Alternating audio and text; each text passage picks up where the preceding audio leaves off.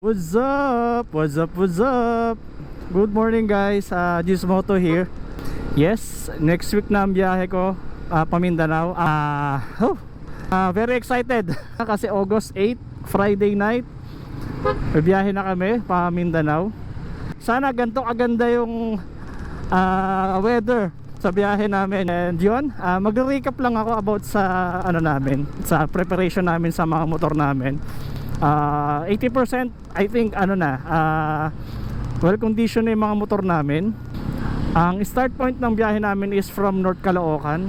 And sa mga makakanood nito na taga dito lang din, like Bagong Silang, Camarin, yan, shoutout sa inyo guys. Alam ko meron ding umuwi ng Visayas na taga Bagong Silang. Shoutout sa iyo, napanood ko yung video mo. Sana mapanood mo rin tong video na to. Recap tayo sa motor namin. Yun, buti na lang kahit papano, naagapan naman namin yung mga kailangang palitan, kailangang idagdag. Alam namin makakatulong sa biyahe namin. Sa motor ko nagpalit na ako ng gulong. Yun, tapos ang pinalit ko ngayon is Euro Grip. So far so good naman yung gulong, makapit naman siya. I think well break in na yung gulong kasi 2 weeks ago ko na. 2 weeks ago na ba? I think 1 month ago na. 1 month ago na rin siya naikabit. So kahit pa paano na break in na yung gulong at tiwala na ako sa kapit kasi for me okay yung grip ng gulong. Effective siya sa kalsada. Hindi ako nag-aalangan kasi ewan ko, hindi ko alam yung pakiramdam ng gulong na makapit kahit basa. Then next yung sprocket set. Yes, nagpalit na rin ako ng sprocket set ko. Still combination pa rin, stock combination pa rin ang binalik ko. Stock is good lang talaga. Then upgrades, yan, nagdagdag ako ng ilaw. Ang isang ilaw ko is TDD Giant Eye. Ito, nakakabit siya sa may ko, sa may engine support. Manipis lang naman yung na yan, yung bracket na yan kasi may mga issues sa GSX na naglalagay sila ng yung crash guard ba yun? Ayun, may possibility kasi na if ever masemplang man, matumba man yung motor, possible masira yung pinagkakapitan ng bolt niya. Connected siya sa makina. Yun, kung may panggastos ka naman, kung sakaling ganon, huwag naman sanang mangyari sa'yo, go lang. Pero syempre, dun pa rin tayo sa ikakabuti ng motor natin. Next is Senlo X1. For me, best combination yung Giant Eye at saka yung X1. Yun, kasi yung Giant Eye is wide range, then yung Senlo is long range. Smooth pacing lang kasi hindi naman siya ganun ka long range. Kumbaga parang ang habol ko dun is yung wide range siya. Pero itatry ko pa rin mag straight Senlo, kaya lang medyo mahal kasi. Binili ko lang etong TDD is nakabit lang, medyo mura lang naman kasi ito, kaya ito na muna pansamantala. Okay, ano pa ba next? Ayun, nakapag throttle body cleaning. Thank you yan kay Kuya John Hanuras. Actually dapat nung time na nag-PMS ako ng motor, kinatamaran ko na siyang gawin kasi nga yung pag-throttle body that time din kasi medyo nag-uulan.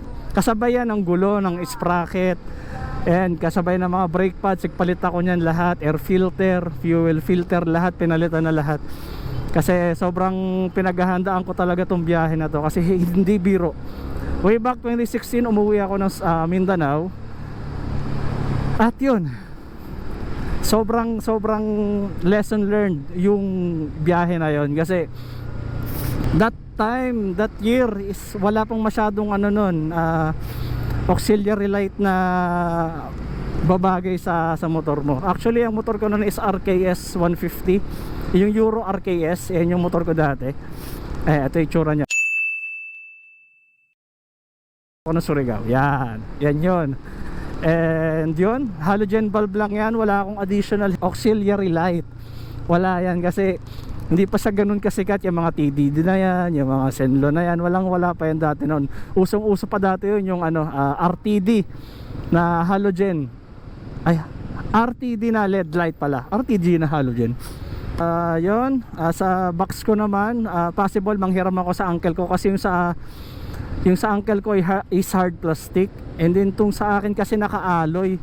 And for me, masyado siyang mabigat pag sa GSX, kasi nararamdaman ko pag mabigat na yung box ko, I mean pagka puno yung box, nararamdaman ko yung handling sa harap is hindi ako komportable. Lalo sa lubak, hindi ako komportable sa lubak na mabigat yung box. By the way nga pala, papakilala ko ulit yung motor namin. First, syempre sa akin, naka Suzuki GSX S150 ako. And then yung isa kong kapatid, naka Gixxer 155 2019 model. Yung isa ko namang kapatid, naka Honda Click. Tapos yung pinsan ko naman, yung bago lang, kalalabas lang ng motor na itong April lang ata niya yung nilabas, Samurai na itsurang Honda Click, itsurang PCX, I mean itsurang Aerox. Ayan, ito yung Samurai na tinutukoy. Yan yun. Tingnan mo yung ano niya, yung tambucho niya. Ayan, tututukan natin ha. Kala mo pang PCX. Akala ko talaga Honda Click to nung una kong masusundan to, kasi yung itsura nga ng Honda Click halos kuha niya. And then yung tambucho, grabe, akala ko talaga Honda talaga siya, pero ano siya, Samurai Euro Samurai, yan. 155 din yung makina niya, FI na rin. And kiniklaim ng pinsan ko, tumipid na raw siya sa gasolina ngayon, kasi siyempre well break in naman since nagjo-joyride ano siya, joyride rider siya. So yun, sana maasahan natin yan pagiging tipid niya sa gasolina. Actually yung pinsan ko na naka-Samurai, kasama ko siyang umuwi last 2016 nung Mindanao. Naka SYM ano siya, 110 pa siya dati noon, SYM bonus 110 ba yun? Yun pa yung motor niya dati noon. Tapos kasama ko rin yung dalawa kong uncle noon, naka SYM naman silang pareho. Yung isa naka SYM bonus X, yung isa naka Euro din yung motor niya, pero 110cc lang din siya. So ako lang ang 150cc that time. Tapos ngayon, yun. So far ngayon, okay naman na yung mga motor, kasi puro FI naman silang lahat. Wala nang po problemahin sa ano, kasi sabi nga daw mas matipid nga daw ang fuel injected, sabi nila. Ba't ako pumipiyok? Tapos communication. Yan, communication. Ito yung naging struggle namin the time na umuwi kami ng Mindanao 2016, na hirap kami sa communication, hirap kami makapag-usap, kasi ayun, hindi pa nga uso dati ang intercom noon. And yun, ngayon may sarili na kami mga intercom. Ayun, and sakto yung Discord, feeling ko effective naman siya. Ang downside lang doon is yung internet connection. Kasi hindi naman buong Pilipinas is may internet, may data connection, lalo sa mga bundok. Pero okay naman na yun, kahit paano makakapag-usap-usap naman na kami. Hindi katulad dati na bumiyahe kami noon talagang as in wala. Kailangan pa namin magsenyasan, huminto, ganito, ganyan. Yun na lang, ang galing na lang din talaga ng technology. Kahit paano nararanasan natin yung era na to, na kumaga modern world. Alright, approaching Litex na tayo. Dito matagtag tong kalsada na to, matagtag lang tong motor ko. Hindi na kami nagwo-worry doon na kailangan namin ng isang brand o ano, kasi yun, may napanood kasi ako sa YouTube na struggle din yung mga group rider dun about sa intercom connection, kasi nga iba-iba sila ng brand. And yun, buti na lang napanood ko yung ano na yun, yung vlog na yun. International siya ang ginamit nila is Discord, kasi nga syempre hindi naman lahat ng intercom is kaya mag connect sa mga third party intercoms. And yun, sa akin naka T-Nicer G1X na unit. Then yung kapatid ko naka Shark Pro na Gear Elect. Tapos yung kapatid kong isa naka Freedcon. Di ba? Sobrang cross brand talaga. Yung sa Shark Pro tsaka yung sa G1X ko is kaya naman mag-connect kaming dalawa.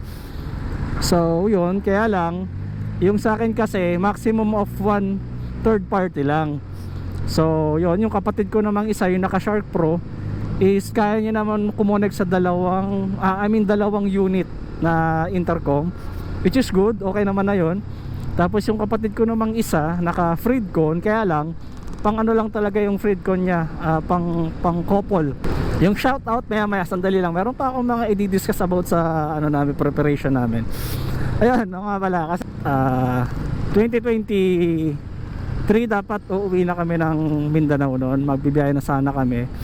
And ayun, sadly nagkaroon nga ng problema.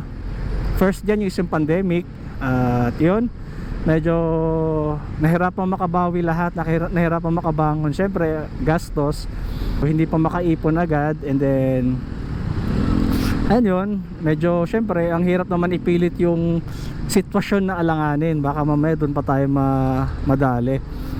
So yun, yun, thank God, eto na, matutuloy na naman na to. Naka-file na ako ng leave. And yun, thank you sa PME manager ko, Doc Jeff, at saka sa department ko na Nurses Station 5. Thank you guys, kasi pinirmahan niyo yung leave form ko. And yun, siguro sa Friday, next Friday, next Friday, siguro magbe-video ko na mamamaalam. Kala mo naman hindi na babalik. And yan, balik tayo sa sa preparations namin. Kaya pala traffic.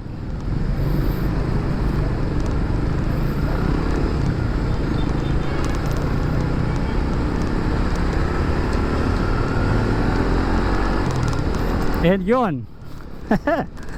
Sa preparation, from January nag-start na kami magbubutingting ng mga motor namin.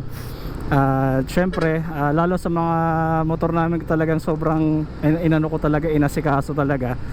Ako yung naging mekaniko ng mga kapatid ko sa mga upgrades nila, sa mga kailangan palitan. Yun, buti na lang at sumanib sa akin ng tatay ko, at kahit pa paano nabigyan ako ng konting talino sa may mekaniko. Pero yun, kahit pa paano okay naman na.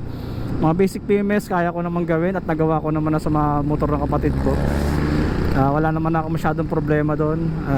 Meron kaming final checking sa linggo, kasi mamaya, today kasi magtataytay night market.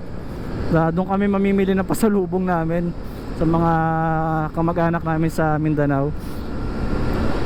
And yun, and possible bukas may final checking, higpit ng mga tornilyo, check ng mga kung ano-ano para lang sa biyahe na yun.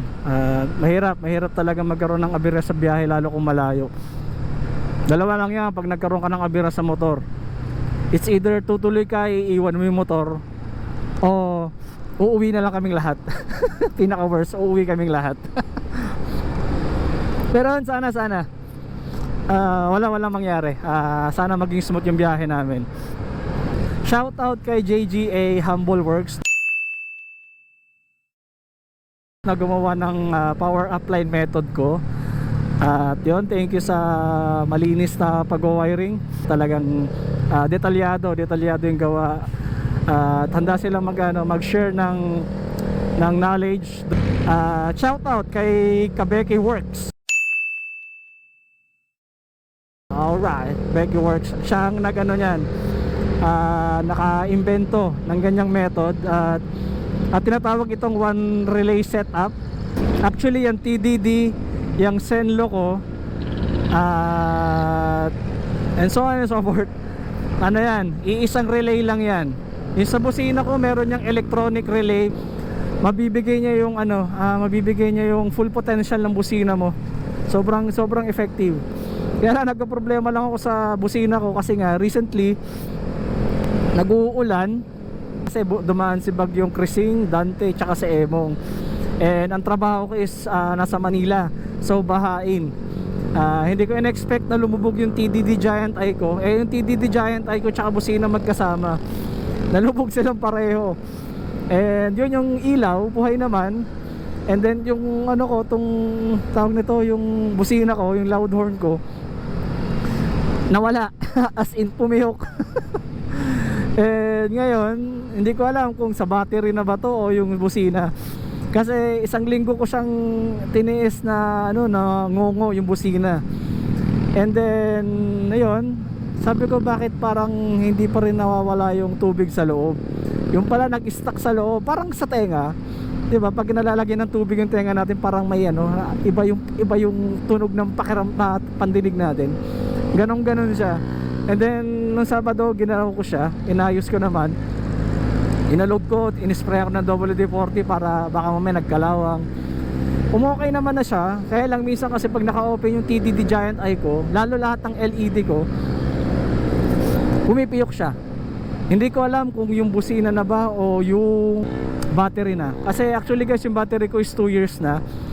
In-advise na ako ni JGA Humble Works na palitan na nga yung battery. Syempre nagtitipid, wala pa tayong budget, pero nakapag-ipon para sa biyahe. Ayan, siguro yun ang hindi ko agad naagapan yung sa battery. Kasi mas nag-focus ako sa ibang parte ng motor. Okay pa naman yung battery siguro for me. Siguro pagbalik ko na lang, papalitan ko na lang siya. Ayan, meron akong charger. Ako na lang din nagkabit ito. Tinuro na lang sa akin ni JGA yung gagawin, kung saan i-connect. Yan. Ayan, at gumagana naman siya. Kaya lang nagkaroon ako ng problema sa negative connection. Ayan. Yung sa connection ko dun sa body ground, ayaw gumana. Hindi, ito pala ang may problema, yung mismong charger box. Ayan yung may problema sa loob siguro. So pag ito tinap ko rito sa dito, ayan, sa may parang ng sigarilyo yan, gumagana siya pag isinusuksok ko to. So yun, hindi ko alam kung paano na to, pero yun talaga nakikita kong best solution. Kasi ayoko na bumili ng charger. Actually napapangitan ako dito. Napapangitan ako nito. Binili ko lang to kasi yung nabili kong tire inflator is ganito yung saksakan niya into DC. Kaya yun, pero papalitan ko lang din yan, pansamantala lang naman kasi ang pangit sa harap ng GSX. Ang laki ng box, ang laki ng charger. Ayan, shout out kay Boss Kent. Ayan, binenta niya sa akin tong GoPro Hero 11 niya ng mura lang. Former katrabaho ko yan dati. Iisa kami ng department. Alam ko yung pinagdaanan yan bago sila umabot sa ganyang estado. At yun, saksi ako sa pag-asenso nila. Saksi ako kung saan sila nagsimula. Ayan, shout out yan. Hello Ma'am Jackie, Madam La Panda, Kenya. And yun, shout out din sa Obebe team. Ayan, na-shout out na kita. Na-shout out ko na yung Obebe team. Ayan, shout out dyan sa buong team. Team Laguna, Team Manila.